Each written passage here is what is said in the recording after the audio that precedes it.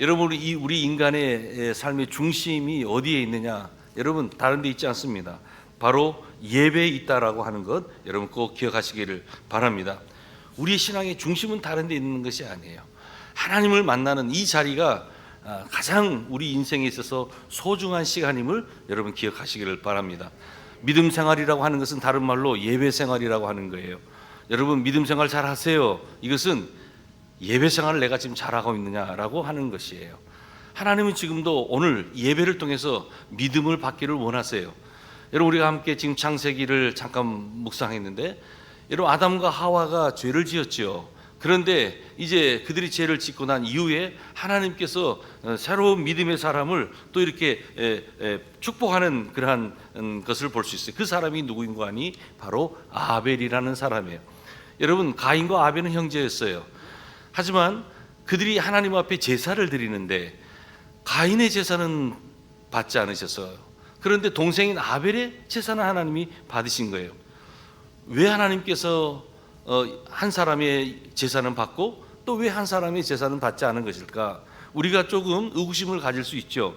그래서 나름대로 막 해석을 합니다. 여러분 잘 알다시피 가인은 이 소위 말하는 하나님 앞에 드리는 예물이 뭐냐면 농사를 짓기 때문에 그런 어떤 농작물로 하나님 앞에 곡식으로 예배를 드렸던 거예요. 제사를 드렸던 거예요. 그리고 아벨은 양치는 사람이었어요. 그래서 하나님 앞에 양의 첫 새끼와 기름을 통해서 하나님 앞에 드리셨어요. 그래서 우리 하나님은 아마 채식주의자가 아니라 육식주의자이신가? 이렇게 의심하는 분들도 계세요. 여러분, 하나님께서 설마 그런 걸 보고 받고 안 받고 하시겠어요? 여러분, 그리고 우리는 나름대로 또 생각해요. 제사에는 여러 종류가 있어요. 그런데 사실은 우리가 레위기에서 보면은 번제서부터 시작해서 속죄제, 속건제, 하목제 여러 종류가 있는데 5가지 제사. 그런데 하나님께서는 어떤 그 제사의 종류를 보고 지금 가인의 예배를 안 받으시고 아벨의 제사를 받았다. 이것도 사실은 그 이전이기 때문에 이것도 맞지 않는 거예요. 도대체 왜 하나님께서는 가인의 제사를 받지 않고 아벨의 제사를 받았을까? 그 해답이 바로 히브리서 11장. 여러분, 히브리서 11장은 믿음의 선진들, 믿음의 영웅들이 등장하는 그 책이에요, 장이에요. 그런데 거기에 봤더니 오늘 히브리서 11장 4절에 보면은 무슨 말이 나온가 하니 믿음으로 아벨이 하나님께 제사를 드렸다라고 했어요. 여러분, 중요한 것은 믿음이라고 하는 거예요. 믿음. 우리가 하나님 앞에 예배 드릴 때도 다른 게 아니라 믿음으로 하나님 앞에 예배를 드려야 될 줄로 믿습니다. 믿음으로 드리는 것이 중요하다라고 하는 거예요. 때로는 우리가 하나님 앞에 수많은 예배를 드려요. 여러분, 요즘은요 현대적인 예배가 상당히 많아요. 예배의 다양한 형태들이 있어요. 그런데 그 다양한 형태 가운데 요즘 이게 젊은 사람들을 중심으로 해서 소위 말하는 컨템포리 워십이라고 해서 현대적인 예배가 있어요. 그런데 여러분, 그 예배도 하나님이 받으세요. 그런데 그 예배의 형태가 중요한 것이 아니라 혹시라도 예배라고 하는 것은 예배를 드리는 자의 만족이 아니라 그 예배를 받으시는 분이 만족해야 될 줄로 믿습니다. 그런데 자칫 우리는 우리의 감정, 예배 드리는 어떤 분위기 또는 예배의 어떤 그 웅장함, 이런 거에 우리가 취해서 내가 만족하고 하나님이 받으시는 그 예배에 만족하지 못하실 수도 있다라고 하는 거예요. 중요한 것은 예배 드리는 자보다도 예배를 받으시는 분이 더 중요하다라고 하는 거예요.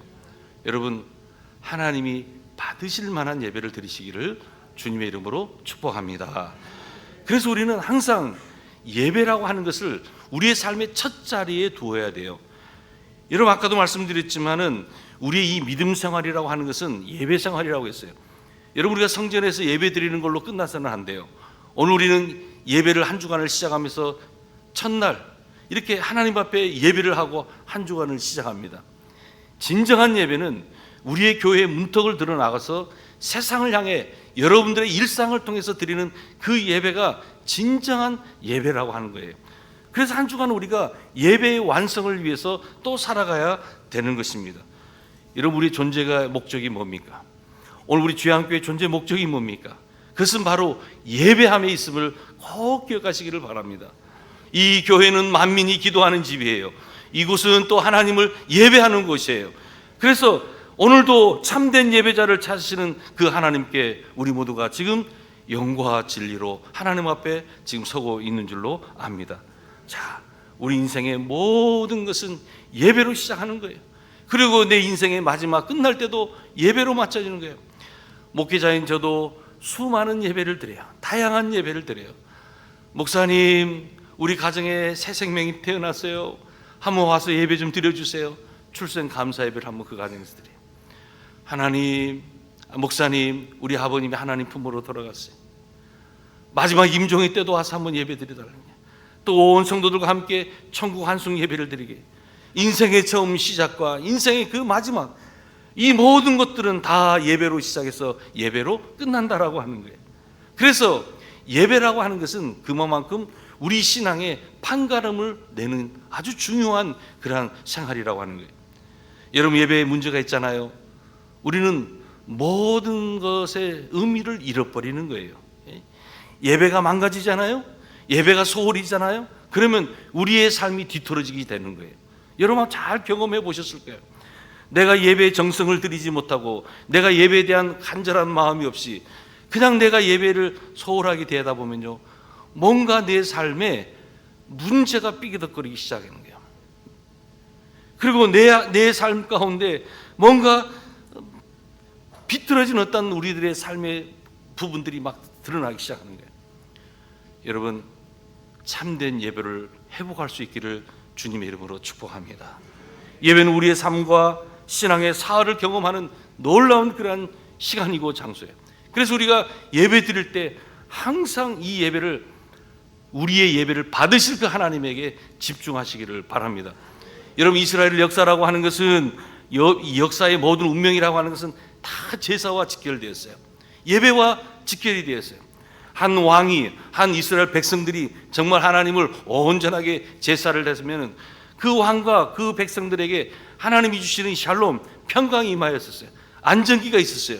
하지만 이방에 잘못된 우상이 들어오게 되고 산당이 지어지게 되고 그곳에 잘못된 신들이 있게 되었을 때 그 왕서부터 시작해서 그 나라 전체가 정말 어떠한 그 심판에 임하게 되는 것을 알 수가 있습니다. 너무나 그 나라가 안정을 찾지 못하고 뒤엉켜 버리는 것을 볼 수가 있습니다. 여러분, 이스라엘의 역사라고 하는 것은 모든 것이 다 제사와 연결되었다라고 하는 거예요. 이스라엘의 믿음의 상태는 언제나 다 제단에서 드러났어요. 흥망성쇠가 다 예배를 통해서 결정되었다라고 하는 거예요. 오늘 우리 주양교회가 제2의 거룩한 부흥의 역사를 꿈꾸고 있습니다. 여러분 동의하십니까? 여러분, 부흥이라고 하는 것은 우리가 인위적으로 사람들을 모아놓고 우리가 사람이 많이 모아진 것이 결코 중요한 게 아니에요. 진정한 거룩한 부흥이라고 하는 것은 내가 하나님 앞에 참된 예배자로 서는 거예요. 그래서 이 부흥 역시도 예배에서, 몰락도 예배의 자리에서 일어나는 거예요. 한 나라의 어떤 그 흥망성쇠가 다 예배에서 결파름 났던 것처럼 오늘 우리 주양교회도 마찬가지예요. 예배를 소중하게 생각하시기를 주님의 이름으로 축복합니다. 올해 우리 주례가 살아있는 성도, 살아있는 예배, 이걸 정해놓고 갔어요. 여러분, 우리가 살아있다라고 하는 것이 무엇을 얘기하는 겁니까? 우리가 하나님 앞에 영과 진리로 드리는 살아있는 예배가 우리에게 있을 때 그 성도가 살아있는 성도인 줄로 믿습니다. 하나님이 기뻐 받으시는 예배. 그래서 여러분, 우리는 항상 예배자입니다 라고 하는 것을 고백해야 돼요. 저를 한 번만 따라하세요. 나는 예배자입니다. 사명자이기 전에 예배자라는 사실을 꼭 기억해야 돼요. 예배가 온전하지 못한데 우리가 무슨 사명을 감당할 수 있겠어요? 우리의 예배를 통해서 하나님 앞에 온전한 예배가 이루어지지 못하고 집중하지 못하는데 무슨 우리의 헌신과 수고가 하나님이 그 수고 헌신을 받으시겠어요? 마리아와 마르다를 우리는 너무나 잘 알고 있어요. 우리 주님께서는 이 마리아와 마르다, 우리 그 자매들의 어떤 그 섬김을 받으셨죠. 그런데 이 마르다는요, 집 부엌에서 열심히 주님 대접하고 꾸리고 있어요. 그런데 마리아는 주님 앞에 서서 주님이 말씀하시는 것을 귀를 쫑긋 하고 말씀을 듣는 거예요. 그런데 부엌에서 일하는 마르다가 괘씸하죠? 왜요? 지금 와서 부엌에서 일을 도와줘야 되는데 예수님 앞에 나와서 말씀을 듣고 있으니까 좀 혼내달라는 거예요. 여러분, 주님께서 원하시는 것은 주님 앞에서 예배하는 것, 주님의 말씀을 듣는 것. 여러분, 이거 정말 우리들에게 소중한 거예요. 예배자가 아닌 사명자라고 하는 것은 무서운 일이 벌어질 가능성이 상당히 많아요. 저는 재직들 훈련할 때 그러한 훈련을 많이 했어요. 여러분, 말씀 없이 기도 없이 사역의 그 폭을 넓히지 말라고. 저는 겁난다고 얘기해요. 여러분 생각해 보세요. 말씀이 없어요. 기도가 없어요. 예배가 온전하지 못하는데 교회 안에서 너무나 많은 일을 맡고 있어. 굉장히 위험한 일이에요. 여러분, 나는 참된 예배자로 하나님 앞에 먼저 설 수 있기를 주님의 이름으로 축복합니다. 우리는 사명자이기 전에 바로 예배자가 돼야 된다라고 하는 거예요. 그래서 아까도 말씀드렸지만 지금 내가 예배를 드리는 것이 중요한 것이 아니라 바로 하나님이 그 예배를 받으시고 계시는가 하는 것을 우리는 점검해야 되는 거예요. 예배를 드렸다고 해서 다 같은 예배가 아니에요. 그래서 우리는 참된 예배를 구별할 줄 알아야 되는 거예요. 여러분, 근데요, 본인이 그것을 구별할 줄 알아요. 내가 지금 이 예배를 하나님 앞에 드리는데 야, 하나님이 받으신다라는 것을 내가 느낄 수가 있어요. 여러분 생각해 보세요. 내가 오늘도 하나님 앞에 부족함을 가지고 하나님, 죽을 수밖에 없는 이 죄를 생명 주시고 구원시켜 주시고 오늘도 하나님 앞에 예배 드립니다. 여러분, 성도가 하나님 앞에 예배 드릴 때 하나님께서 이 예배를 받으신가 안 받으신가는 다 알아요. 그런데 한 가지 우리가 아까도 기억했지만 자기 만족, 어떤 공동체 어떤 분위기, 어떤 순서, 어떤 의식과 예전 이런 거에 통해서 우리가 만족하려고 해서는 절대 안 된다라고 하는 거예요. 여러분, 사람들은 무언가를 다 예배해요. 누군가를 섬겨요. 꼭 내가 어떤 종교를 가지고 있지 않더라도 누군가를 믿고 의지하고 내 삶의 어떤 모델로, 주인으로, 왕으로 섬기고 살아간다는 거죠. 어떤 사람은 물질이, 하나님이 있어야 될 자리에 물질이 놓여져 있고 또 하나님이 계셔야 될 그 자리에 어떤 권력 있는 큰 힘의 어떤 대상이 그 자리에 있고, 이러한 경우 이것은 어떻게 보면 다 우상을 숭배하는 거라는 거예요. 사랑하는 여러분, 내 자신이 만족하는 예배가 아니라 하나님이 만족하는 예배를 드리실 수 있기를 바랍니다. 예배의 주체라고 하는 것은 바로 하나님이시라고 하는 거예요. 하나님은 왜 가인의 제물을 거부하시고 아벨의 제사를 받으셨을까요? 바로 믿음이 문제였다라고 하는 거예요. 우리가 하나님 앞에 설 때마다 항상 믿음의 예배. 여러분, 가인은 하나님 앞에 예배 드릴 때 농산물로 예배를 드렸어요. 어떤 그 곡식으로. 그런데 이 아벨은 양의 첫 새끼와 기름을 드렸다고 했잖아요. 그런데 사실 소위 말하는 피의 제사를 드렸죠. 그런데 여러분 한번 생각해 보세요. 아벨이 새끼를 낳는데, 양의 첫 새끼를 낳기 위해서는 어떻게 해야 돼요? 정성이 필요해요. 양이 지금 새끼를 낳으려면 몇 마리 낳을 거 아니에요. 누가 첫 새끼인지 잘 모르잖아요. 그렇잖아요. 모든 정성이 다 거기에 있는 거예요. 여러분, 우리가 하나님 앞에 예물 드림에도 다 마찬가지예요. 여러분, 우리의 호주머니는 돈이 있어요. 우리 지갑에는 돈이 있어요. 그런데 우리가 그 돈이 중요한 것이 아니라 우리의 마음 정성이 중요한 거예요. 내가 이것을 오늘 하나님 앞에 구별된 예물로 드려야 되는데, 주님, 내가 오늘도 한 달도 직장생활 했습니다. 하나님, 내가 오늘도 한 사업하면서 이렇게 하나님의 은혜로 하나님 오늘 한 달을 이겨냈습니다. 오늘도 땀의 결실을 이렇게 또 하나님 앞에 구별하여 드립니다. 11조 예물 드립니다. 하나님, 원망과 불평이 많은 그러한 시대 속에서 내가 감사의 조건들을 발견하니 주님이 베풀지 않은 것이 없으십니다. 모든 것이 다 주님의 은혜였습니다. 감사합니다. 오늘도 하나님 앞에 또 감사의 예물을 드리는, 여러분, 이 모든 거의 중심 뭐냐면 우리의 마음이라고 하는 거예요. 우리의 내적인 태도가 중요해요. 우리의 내면의 마음이 중요하다라고 하는 거예요.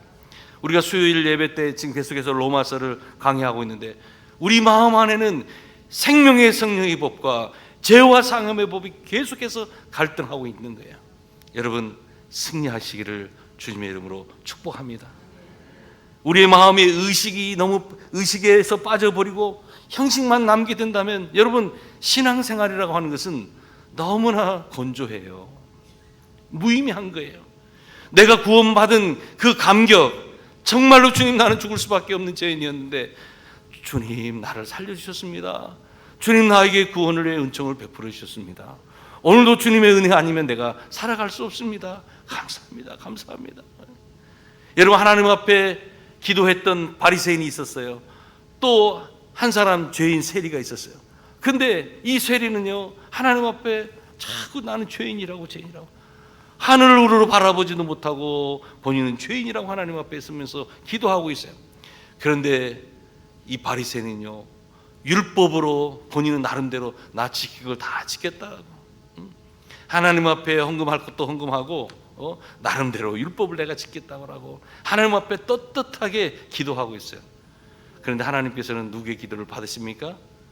죄인이라고 고백하는 저 세리의 기도를 받으셨다는 거예요. 하나님이 오늘도 우리의 예배를 받으세요. 우리가 자신만만한 마음으로 하나님을 예배해서는 안 돼요. 오늘 이 예배 가운데도 두려움과 떨림으로, 또 오늘 우리에게 그 은혜와 사랑을 베푸신 그 하나님을 만나는 그 가슴 떨림과 그 겸손함, 그 하나님의 귀하신 사랑의 응답으로서의 우리의 이 간절한 마음, 이것이 만나는 장소가 바로 이 예배의 자리인 줄로 믿습니다. 여러분, 믿음이라고 하는 것은 자기 방식을 포기하는 거예요.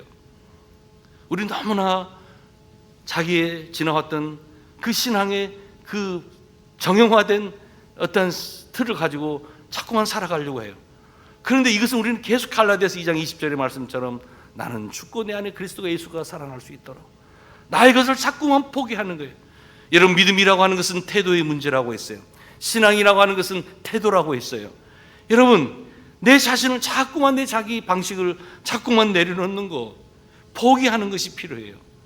그때 하나님께서 오늘 우리를 이렇게 보시면서 그래, 너희 어떤 믿음의 표현의 방식인 찬양, 기도, 예물, 예배 다 하나님께서 받으시는 거예요.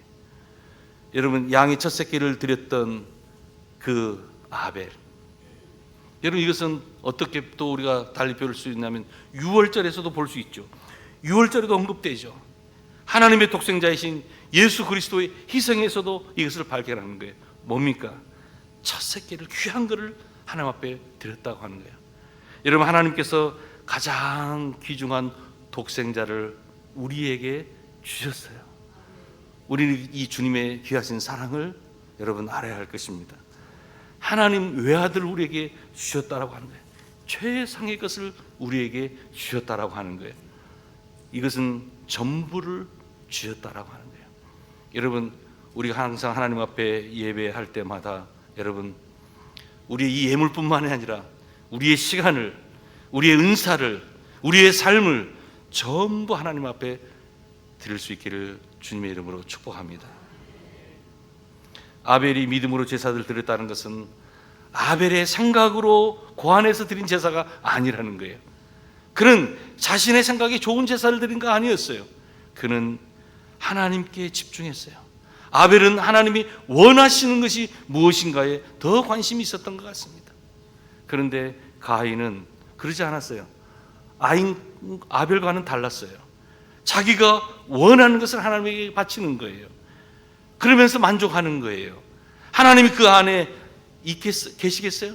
하나님은 안중에도 없는 거예요. 자기 만족, 자기의 관심은 자신이 했다는 것에 집중되었지, 정말 하나님께서 우리의 진정한 왕이시고 주인이시다라는 거 생각하지 않은 거예요. 본인에게 중심을 두고 지금 하나님께 제사하고 있다는 것입니다. 하나님 앞에 얼마나 버릇없는 태도입니까? 하나님이 자신의 제물을 받지 않은 것에 대해서 이 가인이요, 분노를 일으켰던 것을 알 수 있어요. 여러분, 우리가 가인과 아벨의 이름, 그 히브리어 발음을 하면 가인을 카인이라고 하죠. 그 다음에 이 아벨은 헤벨이라고 해요. 이 가인이라는 이름의 뜻은요, 낳음, 얻음, 소유라는 그런 뜻이 있어요. 아마 그 부모가 아담이 내가 아들을 얻었다, 내가 내 아들을 내가 소유한다라는 뜻으로 아마 이름을 지었을 것입니다. 그런데 여러분, 이 아벨의 히브리식 그 발음은 헤벨이라고 해요. 그런데 그 이름의 뜻은 숨이라고 하는, 수증기라는 그러한 뜻이 있지만 또 허무한, 또 공허한 뜻을 이름의 그 의미가 있어요. 아마 왜 하필이면 여러 많은 이름이 있었을 텐데 이러한 허무, 공허라는 그러한 이름의 뜻을 가진 아벨, 헤벨이라고 불렀을까? 왜 그랬을까?